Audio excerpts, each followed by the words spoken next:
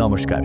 আজ আমরা কথা বলবো এমন একটা ভুল ধারণা নিয়ে যেটা আমাদের মধ্যে অনেকেই সত্যি বলে মেনে নিয়েছি।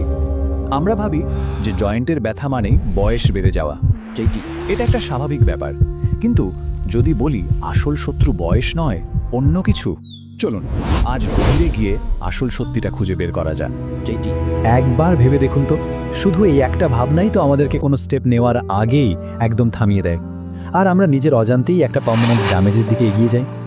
আসলে শরীরকে দোষ দেওয়ার এই যে অ্যাটিটিউড, এটাই হয়তো আসল প্রবলেম। ব্যাপারটা অনেকটা এরকম, দেখুন, একদিকে আছে খুব সহজ একটা বাহানা, আমার বয়স হয়েছে তাই তো ব্যথা হচ্ছে, আর ঠিক তার উল্টো দিকে আছে সেই কঠিন সত্যিটা যে ব্যথার আসল কারণ কিন্তু বয়স না, বরং দিনের পর দিন ধরে জমে থাকা অবহেলা। এখন প্রশ্নটা হলো, আমরা কি এই সোজা অজুহাতের পেছনেই লুকিয়ে থাকবো, নাকি আসল শত্রুর মুখোমুখি হওয়ার সাহসটা দেখাবো? তাহলে চলুন এই যে আসল শত্রু মানে অবহেলা, এটা নিয়ে আরেকটু গভীরে গিয়ে কথা বলি। এটা বোঝা কিন্তু খুব জরুরি যে বয়সকে দোষ দেওয়ার এই অভ্যাসটা আমাদের জন্য কতটা ক্ষতিকর হতে পারে। ব্যাপারটা বেশ অদ্ভুত, তাই না? মানে ভাবুন তো একবার, আমাদের গাড়ি বা ফোনের সামান্য একটা স্ক্র্যাচ পড়লেও আমরা কেমন চিন্তায় পড়ে যাই, সঙ্গে সঙ্গে যত্ন নিই। আর সেখানে আমাদের নিজেদের শরীর, যেটা আমাদের সারাটা জীবন চালিয়ে রাখে, সেটার যত্ন নিতে আমরা ভুলে যাই।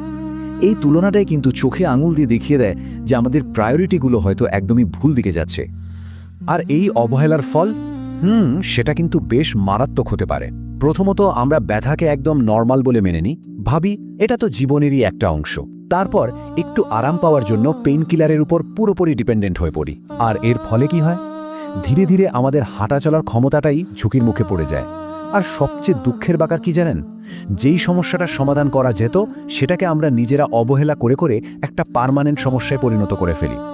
তাহলে এর থেকে মুক্তির উপায় কি? তবে ভালো খবরটা হলো, এই সমস্যার সমাধান কিন্তু শুরু হয় খুব সাধারণ একটা জায়গা থেকে, আর সেটা হলো আমাদের চিন্তাভাবনার পরিবর্তন। চলুন দেখে নিই এই বদলটা কিভাবে আনা যায়। এই ভাবনাটাই কিন্তু সুস্থ থাকার আসল চাবিকাঠি। যখন আমরা নিজের শরীরটাকে একটা মন্দিরের মতো পবিত্র ভাবতে শুরু করি, তখন কি হয় জানেন?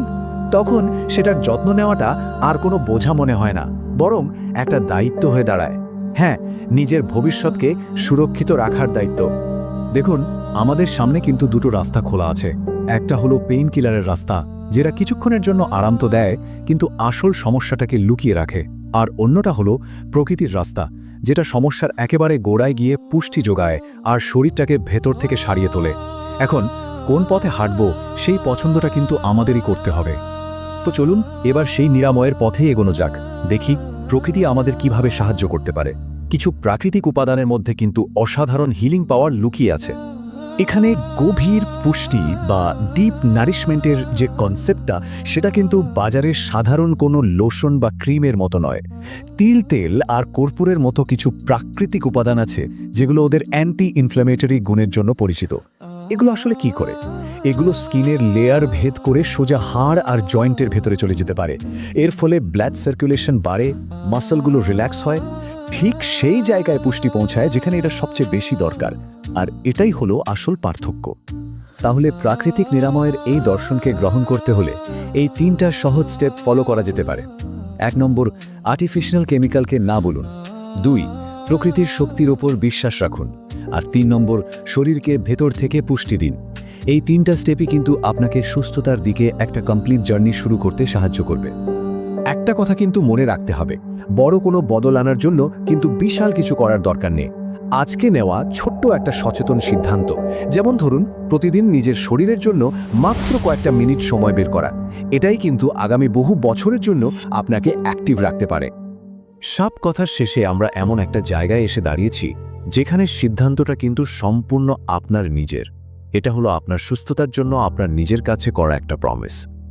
দেখুন, জীবনটা আপনার, তাই এর যত্ন নেওয়ার দায়িত্বটাও কিন্তু আর কেউ এসে নেবে না। এই দায়িত্বটা আপনাকেই নিতে হবে। তাই এবার নিজেকেই প্রশ্নটা করুন, আপনি কি সত্যি নিজের শরীরের যত্ন নিতে প্রস্তুত?